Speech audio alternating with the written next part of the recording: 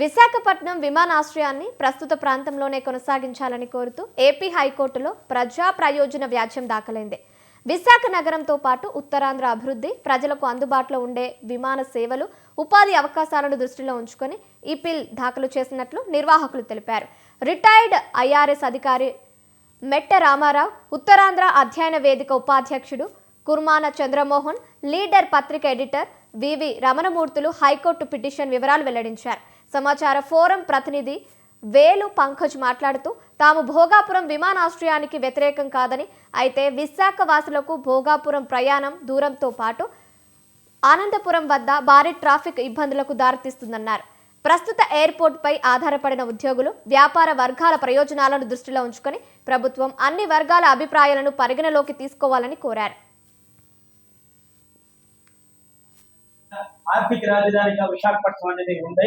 విశాఖపట్నంలో విమానాశ్రయం లేని విశాఖపట్నాన్ని అనేది, విశాఖ జిల్లా అనేది ఊహించుకోలేని సందర్భంగా తెలియజేస్తా ఉన్నాం. ఈ రోజు అనేది మొన్న 16వ తారీఖు అర్ధరాత్రి నుంచి కూడా విశాఖపట్నం విమానాశ్రయాన్ని శాశ్వతంగా మూసివేసి అంతర్జాతీయ విమానాశ్రయం భోగాపురం నుంచి మొత్తం విమానాలన్నీ కూడా నడపాలనేసి తలంపు అనేది చేశారు కేంద్ర రాష్ట్ర ప్రభుత్వాలు.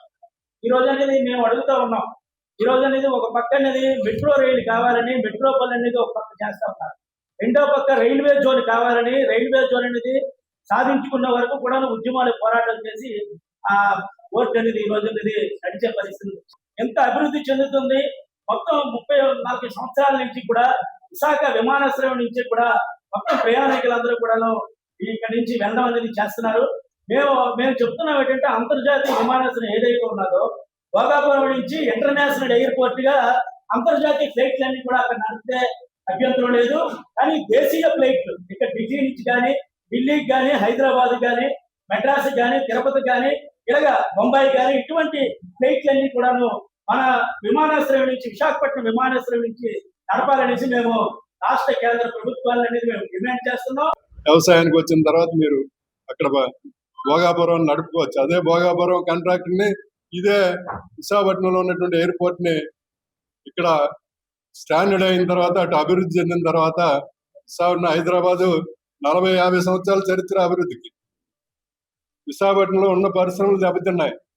ఉన్న పరిశ్రమలో కార్మికులకి గ్యారంటీ లేకుండా పోయింది సంఘటిత రంగంలోని.